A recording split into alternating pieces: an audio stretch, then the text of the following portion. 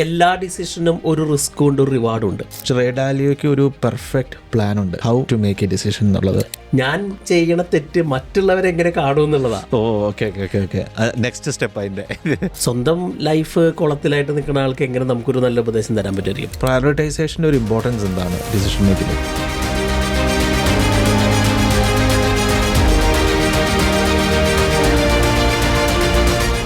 എല്ലാ ഡിസിഷനും റിസ്ക്കും റിവാർഡും ഉണ്ട് എന്ന് പറഞ്ഞ പോലെ there is a cost for making a decision and not making a decision. What was his opinion about AI and algorithms and stuff? ചില കാര്യങ്ങളിലല്ല, എനിക്ക് തോന്നുന്നു ഒരു കാര്യത്തിൽ നമുക്ക് മറ്റുള്ളവരെ പ്ലേസ് ചെയ്യാൻ പറ്റും തോന്നിയില്ല. ഇല്ല. ഞാൻ എൻ്റെ ലൈഫ് രണ്ടായിട്ട് കാര്യങ്ങൾ കാണാറുണ്ട്. എനിക്ക് മസ്റ്റ് ഡു തിങ്സ് ഉണ്ട്, I like to do things ഉണ്ട്. ലോകത്തെ ഏറ്റവും സക്സസ്ഫുൾ ആയിട്ടുള്ള എല്ലാ CEOസും കണ്ണും പൂട്ടി റെക്കമെൻഡ് ചെയ്യുന്ന ഒരു ബുക്കാണിത്. ബുക്കിൻ്റെ പേരാണ് പ്രിൻസിപ്പിൾ.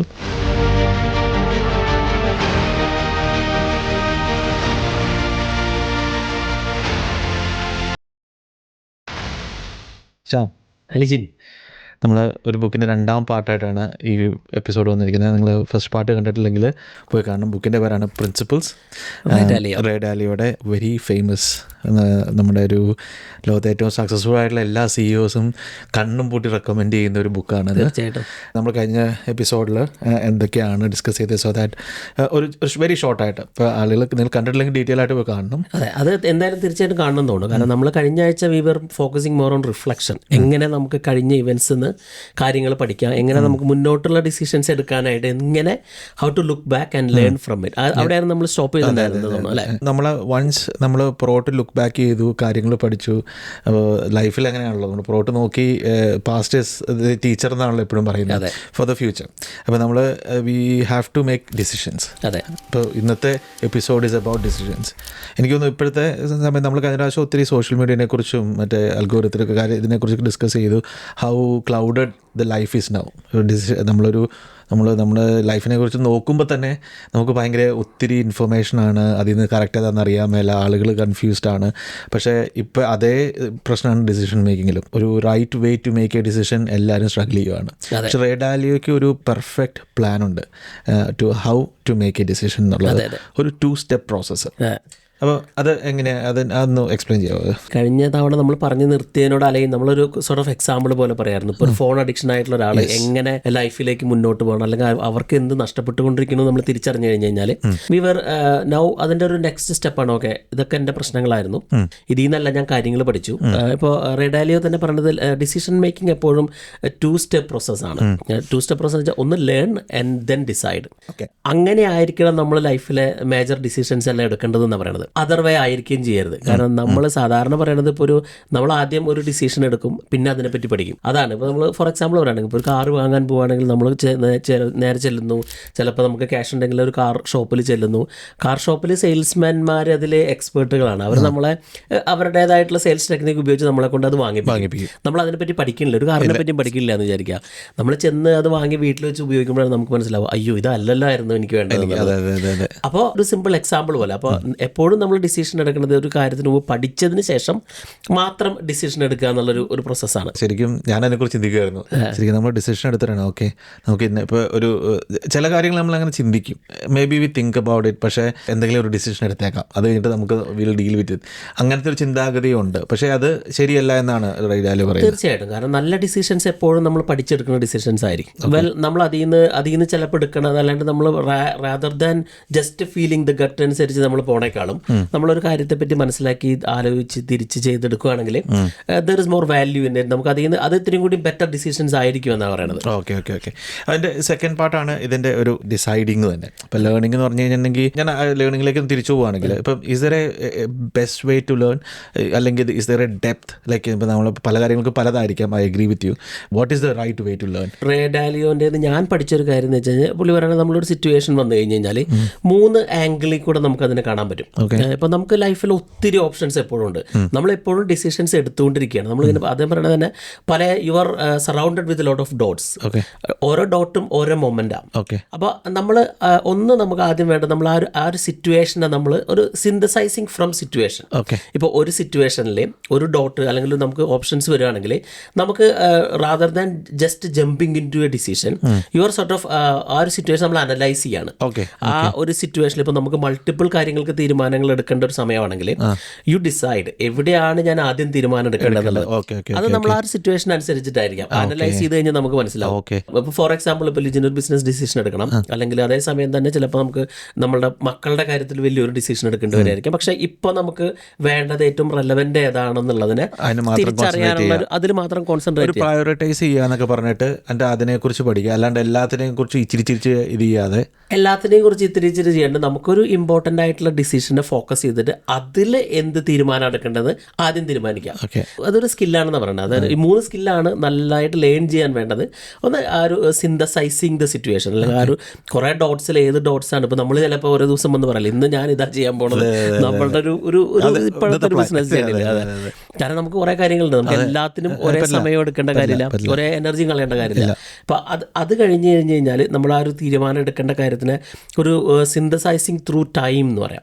നമ്മൾ ആദ്യം ഒരു സിറ്റുവേഷൻ നോക്കി, പിന്നെ നമ്മൾ ആ സിന്തസൈസിങ് ത്രൂ ടൈം എന്ന് പറയുമ്പോൾ ഒരു വലിയൊരു ഡിസിഷൻ എടുക്കേണ്ട ഒരു അവസ്ഥയാണെങ്കിൽ നമുക്ക് നോക്കാം, ഞാൻ പാസ്റ്റിൽ ഇത്തരം കാര്യങ്ങൾ നമ്മുടെ ബ്രെയിനിൽ തന്നെ നമ്മൾ അനലൈസ് ചെയ്ത് കഴിഞ്ഞാൽ നമുക്കറിയാം പണ്ട് ഞാൻ ഇത്തരം കാര്യങ്ങൾ മാനേജ് ചെയ്തിട്ടുണ്ടോ, അല്ലെങ്കിൽ ഇത്തരം തീരുമാനങ്ങൾ എടുത്തിട്ടുണ്ടോ.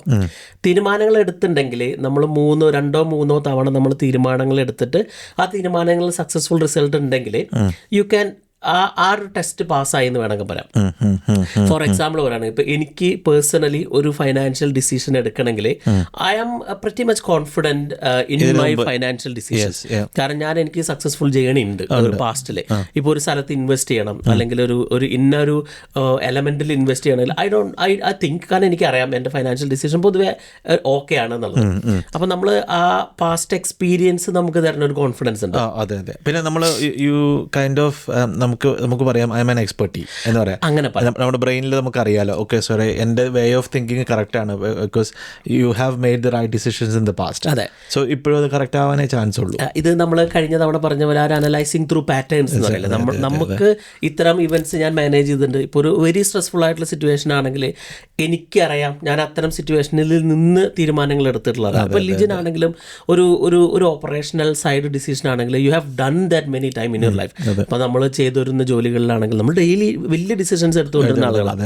അപ്പോൾ നമുക്ക് അത്തരം സിറ്റുവേഷൻസിൽ എടുക്കണ തീരുമാനം എല്ലാം കറക്റ്റ് ആയിക്കോളുന്നില്ല, പക്ഷേ there may be something gone wrong. പക്ഷേ ആ ഒരു പാറ്റേൺ നോക്കുമ്പോൾ നമുക്ക് കോൺഫിഡൻ്റ്ലി ചില കാര്യങ്ങളിൽ തീരുമാനിക്കാൻ പറ്റുമായിരിക്കും. അപ്പോൾ അത് ഒരു പോയിന്റാണ്. നമ്മളൊരു റാദർ ദാൻ വൺ ഓഫ് ഇപ്പോൾ ഒരു സംതിങ് ന്യൂ ആണ്. ഇപ്പോൾ നാളെ ലിജിൻ എൻ്റെ അടുത്ത് നമ്മൾ സാസൽ കെയർ നാട്ടിൽ ലോഞ്ച് ചെയ്യാൻ പോകണു, അതിലേക്ക് ഏത് CRM വേണമെന്ന് ചോദിച്ചു കഴിഞ്ഞാൽ എനിക്കതിൽ ഡിസിഷൻ എടുക്കാൻ പറ്റില്ല, ഞാനതിൽ ഡിസിഷൻ എടുക്കില്ല.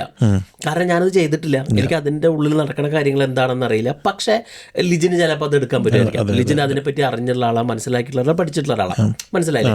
അപ്പോൾ അങ്ങനെ ആ ഒരു ടെസ്റ്റിനെ നമുക്ക് പാസ്സാക്കാം.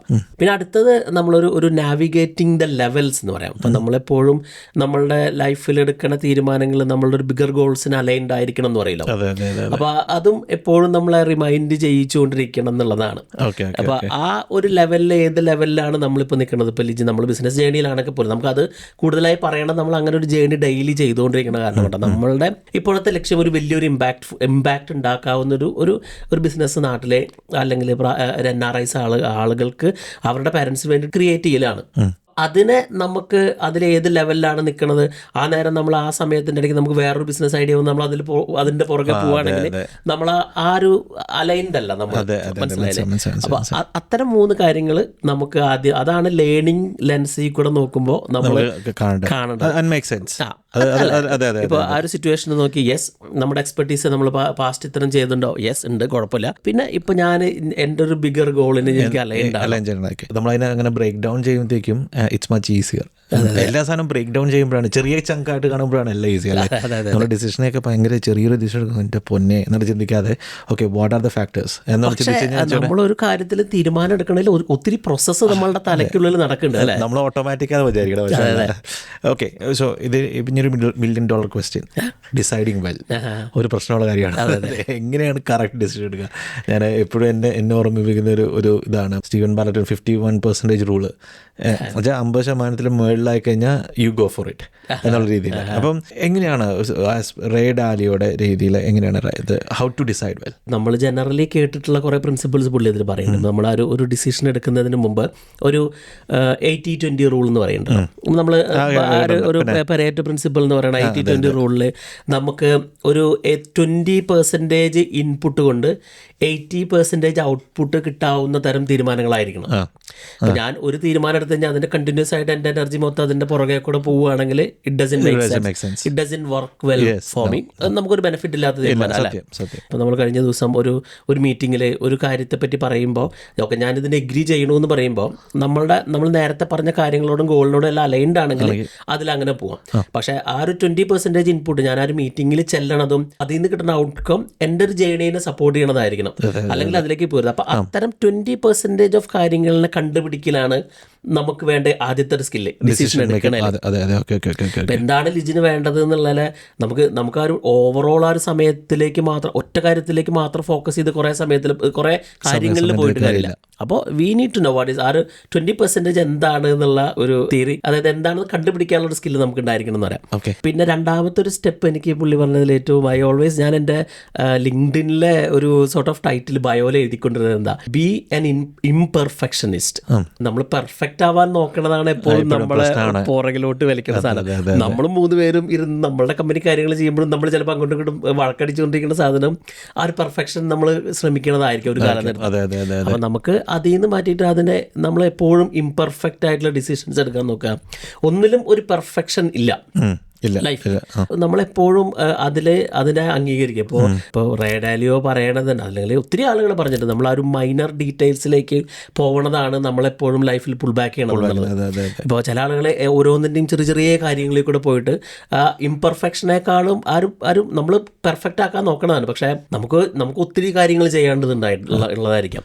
അപ്പോൾ അല്ലേ, അത് വേസ്റ്റ് ഓഫ് ടൈമാണ്. ലൈക്ക് നമ്മൾ ഗോയിങ് ബാക്ക് ടു ലേണിംഗിലേക്ക് പോകുമ്പോഴും പ്രയോറിറ്റി ഇല്ലാത്ത കാര്യത്തിൽ സമയം സ്പെൻഡ് ചെയ്യുന്നതിന് തുല്യമാണ്. അതെ, കാരണം എന്ന് വെച്ച് കഴിഞ്ഞാൽ ഇപ്പോൾ എല്ലാ ഡിസിഷനും ഒരു റിസ്ക്കും ഉണ്ട്, ഒരു റിവാർഡും ഉണ്ട്. അപ്പം നമ്മൾ എത്രയും പെട്ടെന്ന് ആ ഡിസിഷൻ എടുത്താലാണ് റിവാർഡാണ് കിട്ടാൻ പോണത്, റിസ്ക് ആണെന്ന് നമുക്ക് അറിയുള്ളൂ. അപ്പോൾ there is no perfect decision. അതെ, കാരണം ഡിസിഷനെ പെർഫെക്റ്റ് അല്ലാത്ത ഈ ലോകത്ത്, ഈ ജീവിതത്തിൽ നമ്മൾ എന്തിന് ഒരു പെർഫെക്റ്റ് ഡിസിഷൻ എടുക്കാൻ അല്ലേ? ഇപ്പം എല്ലാത്തിനും ഒരു ചോയ്സ് ഉണ്ട്. ഇപ്പോൾ നമ്മൾ എടുക്കുന്ന ഓരോ തീരുമാനങ്ങൾക്കും നമുക്കൊരു പെനാൽറ്റി ഉണ്ടാവാം, അല്ലെങ്കിൽ പണി കിട്ടാം, അല്ലെങ്കിൽ നമുക്കൊരു നല്ലൊരു കാര്യം വരാം.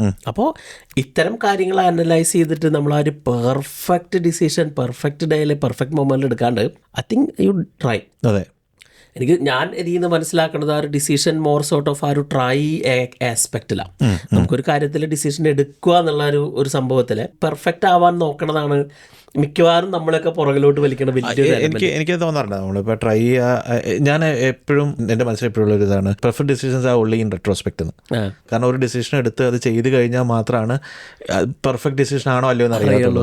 അല്ലെങ്കിൽ നമ്മളൊരു ഡിസിഷൻ എടുത്തിട്ട് you work on it and make it as A perfect decision. അതേ ഉള്ളൂ. അപ്പം സത്യം പറഞ്ഞാൽ നോക്കി കഴിഞ്ഞാൽ ഈ പുറകോട്ടിൽ കഴിഞ്ഞു പോയിട്ട് നമ്മൾ ശരിയായി എടുത്ത ഡിസിഷൻസ് മാത്രമേ കറക്റ്റായിട്ടുള്ള ഡിസിഷൻസ് ഉള്ളൂ. ആണ് നമ്മൾ ഓരോരുത്തർ എടുക്കുന്ന ഡിസിഷൻ ആണെങ്കിലും മാസ് ഡിസിഷൻ ആണെങ്കിലും നമുക്ക് സമയം കഴിഞ്ഞാലേ നമുക്കറിയുള്ളൂ അതൊരു പെർഫെക്റ്റ് ആയിരുന്നു അല്ലെങ്കിൽ ഒരു ഓക്കെ ആയിരുന്നു എന്നുള്ളത്. ഇപ്പോൾ നമ്മൾ ഇലക്ഷനെ ആളുകളെ തിരഞ്ഞെടുക്കുന്നത്, ഇപ്പോൾ ഒരു മെജോറിറ്റി ആളുകൾ ചിലപ്പോൾ ഒരു പാർട്ടിക്ക് വോട്ട് ചെയ്യാം. അപ്പോൾ ഇവിടെയും ഗ്ലോബലിയും എവിടെയും ഇപ്പോൾ പക്ഷേ അദ്ദേഹത്തിൻ്റെ കിട്ടുന്ന ടെന്യൂർ കഴിഞ്ഞാലാണ് നമ്മൾ എടുത്ത തീരുമാനം ശരിയാണോ എന്ന് അറിയുള്ളൂ.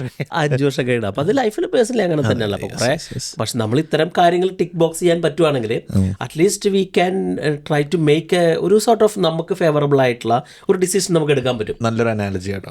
ഒരു മറ്റേ ഇലക്ഷനോട് ശരിക്കും ചിന്തിച്ച് കറക്റ്റാ. നമ്മൾ 5 വർഷം കഴിയുമ്പോഴല്ലേ കാരണം ചേഞ്ചസ് വരാതിരിക്കാം. പക്ഷെ നമുക്കത് അതിലേക്ക് കൊടുത്താലാണ്, അല്ലെങ്കിൽ ആ ഒരു അതിനുള്ളൊരു ചിലപ്പോൾ റിസ്ക് ആവാൻ, ചിലപ്പോൾ റിവാർഡ് ആവാം, പെനാൽറ്റി ആവാൻ, നമുക്ക് അവാർഡ് ആവാൻ കിട്ടുന്നത് അറിയില്ല.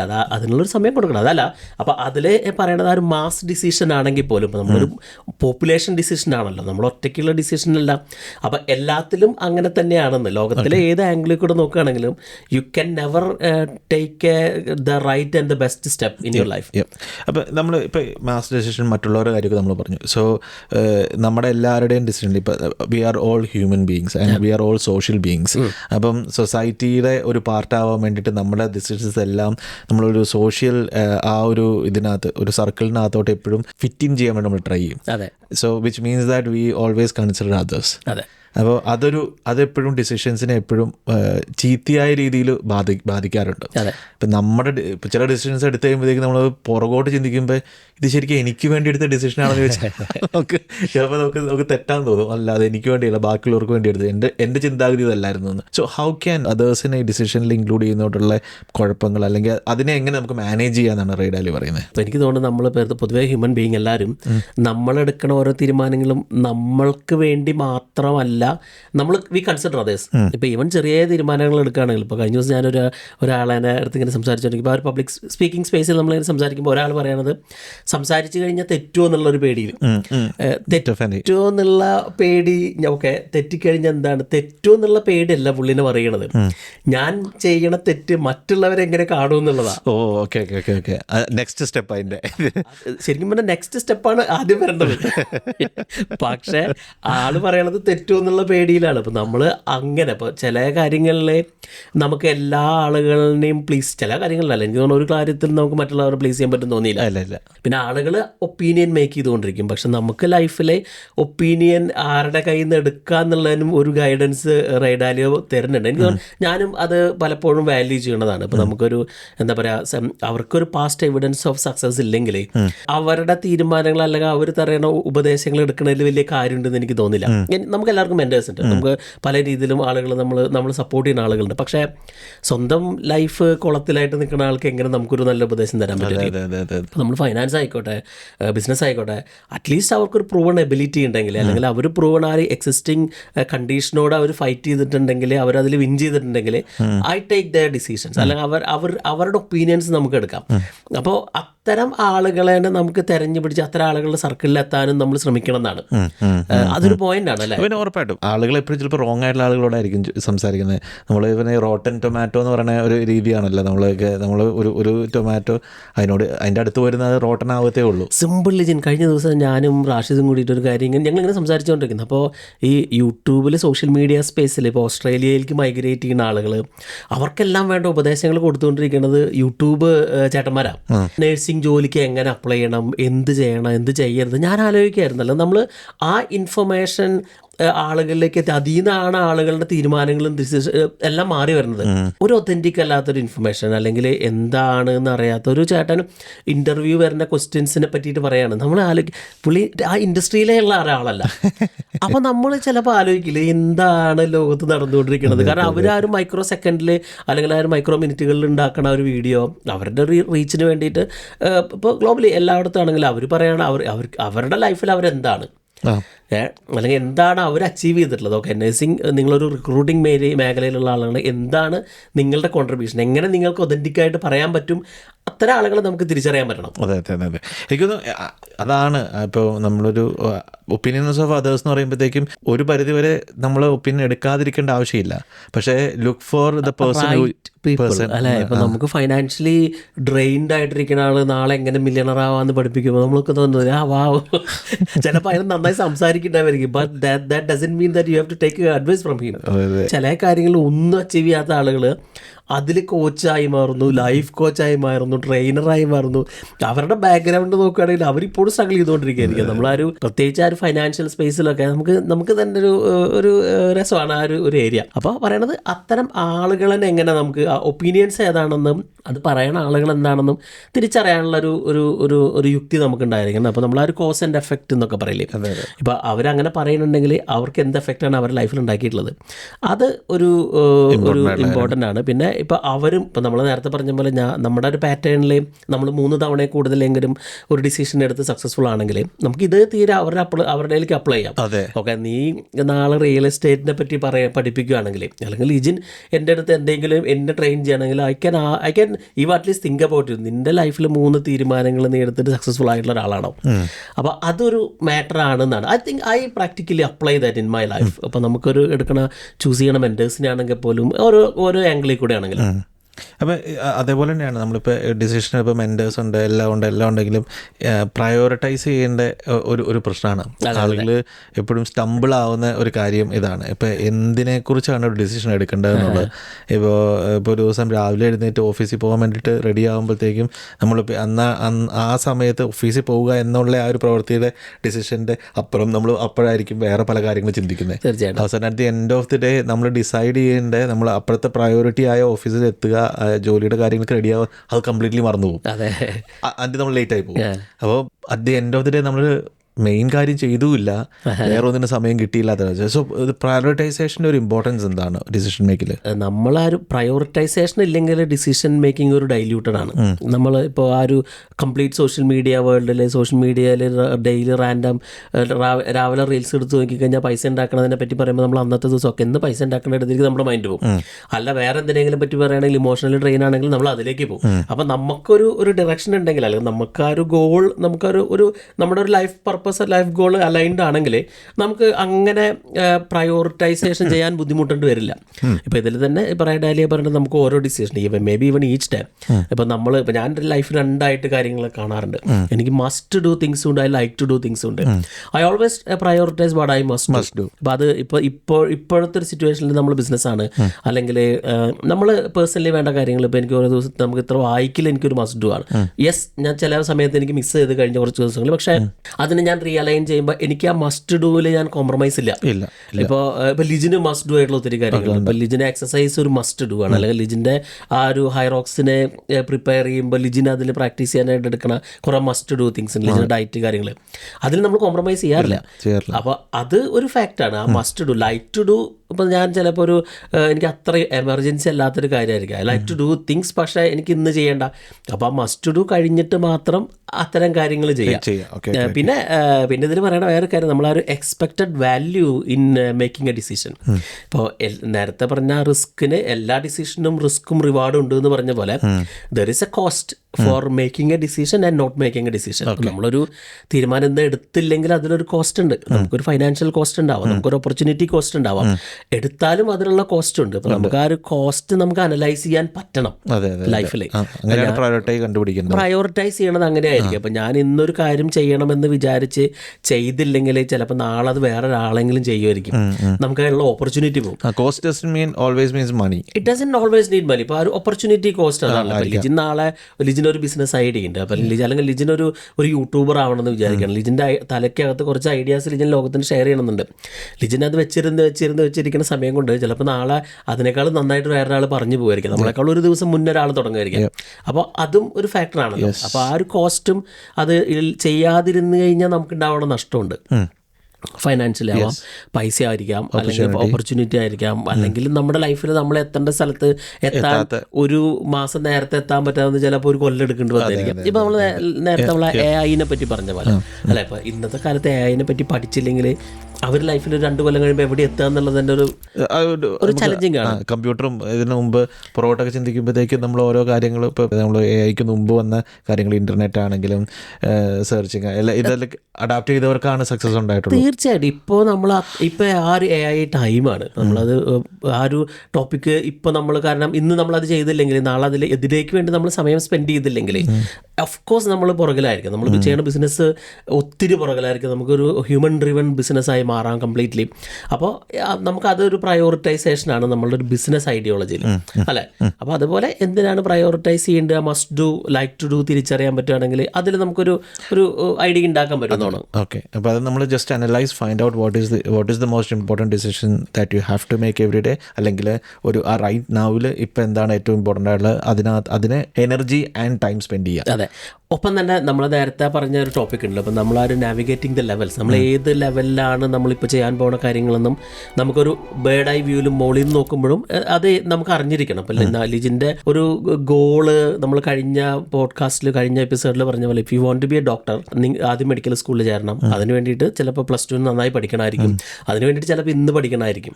അപ്പോൾ നമ്മൾ ഏത് ലെവലിലാണ് ഒരു ബിഗർ ഗോളിലേക്ക്, ഇപ്പോൾ നമുക്ക് ആ ഒരു മീനിങ് ഇമ്പാക്ട്ഫുൾ ബിസിനസ് ഉണ്ടാക്കണമെങ്കിൽ നമുക്ക് എടുക്കുന്ന തീരുമാനങ്ങൾ ഏതിലേക്കാണ് അലൈൻഡ് ആയിരിക്കണം നമുക്ക് മനസ്സിലാക്കാൻ പറ്റണം. ഓക്കെ മേക്ക് സെൻസ് അല്ലേ? ഓക്കെ, അപ്പോൾ നമ്മളിപ്പോൾ AI കുറിച്ച് സംസാരിച്ചു. ഞാൻ was very surprised about this session.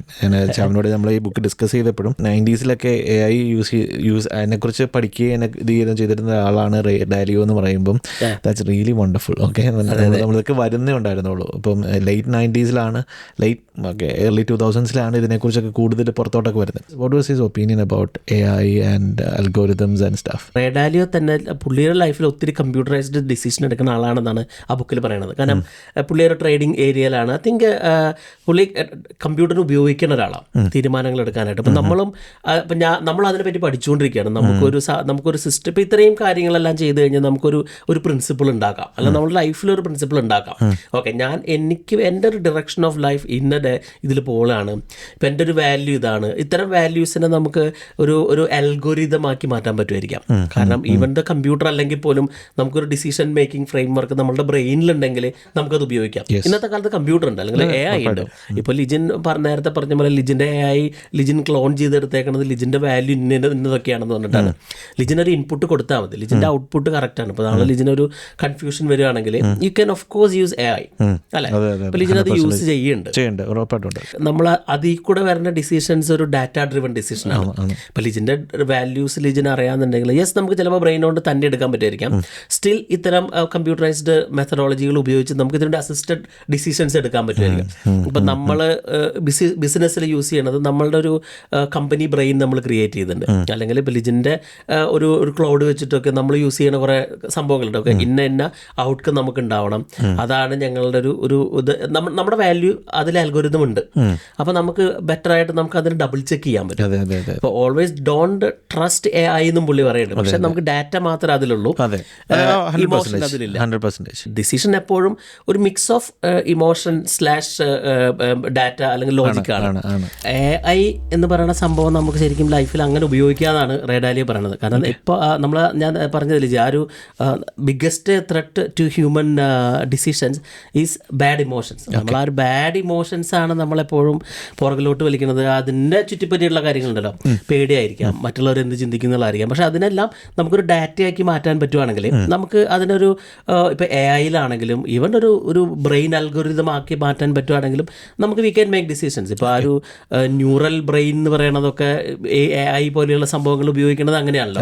നമ്മളുടെ സ്വഭാവത്തിനെ പഠിച്ച് നമ്മുടെ സ്വഭാവത്തിനെ അനലൈസ് ചെയ്ത് അവരൊരു ഡാറ്റയാക്കി മാറ്റിയിട്ട് they make decisions suitable for you. ഇപ്പോൾ എൻ്റെ ChatGPT-യിൽ കയറി എടുക്കുന്ന തീരുമാനമായിരിക്കില്ല ലിജിൻ്റെ ChatGPT-യിൽ കയറി എടുക്കുന്നത്. അപ്പോൾ അതിൻ്റെ ഒരു വ്യത്യാസം. അപ്പോൾ അങ്ങനെ നമുക്ക് ഉപയോഗിക്കാൻ പറ്റണം എന്നാണ് ഇതിൻ്റെ ഒരു കൺക്ലൂഷൻ. ഓക്കെ, സോ ശ്യാം, നമ്മളെല്ലാം എപ്പോഴും ചെയ്യാറുള്ള പോലെ അപ്പോൾ if there is one thing from this session ശ്യാമിന് നമ്മുടെ ഓഡിയൻസിനോട് പറയാനുണ്ടെങ്കിൽ what would it be? I think നമ്മളെപ്പോഴും I like the concept that learn from the past. നമ്മൾ ആ ഒരു കഴിഞ്ഞു പോയ കാര്യങ്ങളെ ഒരു ഡീപ്പായിട്ട് അനലൈസ് ചെയ്ത് തെറ്റുകളെന്ന് മനസ്സിലാക്കുക. പ്രത്യേകിച്ച് ആ ഒരു ഫെയിലിയറിനെ മനസ്സിലാക്കാനുള്ള ക്ഷമയും ഒരു ബോധ്യവും നമുക്കുണ്ടെങ്കിൽ we always can learn from it and can make better decisions. ഇപ്പോൾ ആ ഒരു വൺ തിങ് എല്ലാവരോടും പറയുകയാണെങ്കിൽ ബി an imperfectionist.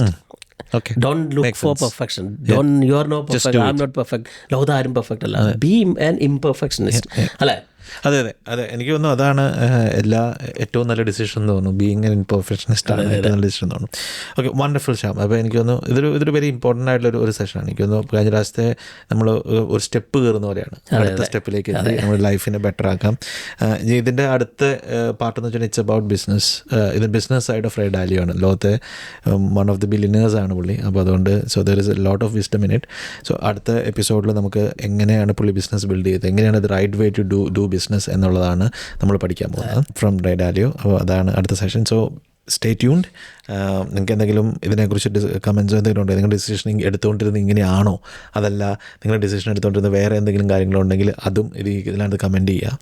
അതല്ല ഇതല്ലാത്ത രീതിയിൽ വേറെ നിങ്ങളുടെ ഡിസിഷന് ഏതെങ്കിലും ഒരു എന്താ പറയുക തിയറി യൂസ് ചെയ്യുന്നുണ്ടെങ്കിൽ put that in as well. ആളുകൾക്ക് നമ്മുടെ ഓഡിയൻസിന് ഭയങ്കര ഹെൽപ്ഫുൾ ആയിരിക്കാം. എങ്ങനെ റൈറ്റ് ഡിസിഷൻ എടുക്കാം എന്നുള്ളതിനെക്കുറിച്ചൊരു PDF ഡിസിഷൻ എന്ന് കമൻറ്റ് ചെയ്യുന്ന എല്ലാവർക്കും നമ്മളൊരു PDF ഷെയർ ചെയ്യാം, എങ്ങനെ റൈറ്റ് ഡിസിഷൻ എടുക്കാം എന്നുള്ളത് അല്ലേ? അതെ, വാട്സപ്പ് ഗ്രൂപ്പിൽ PDF ഷെയർ ചെയ്യും. നിങ്ങൾ ഡിസിഷൻ എന്ന് കമൻറ്റ് ചെയ്യുകയാണെങ്കിൽ we will get you copy. Okay, thank you.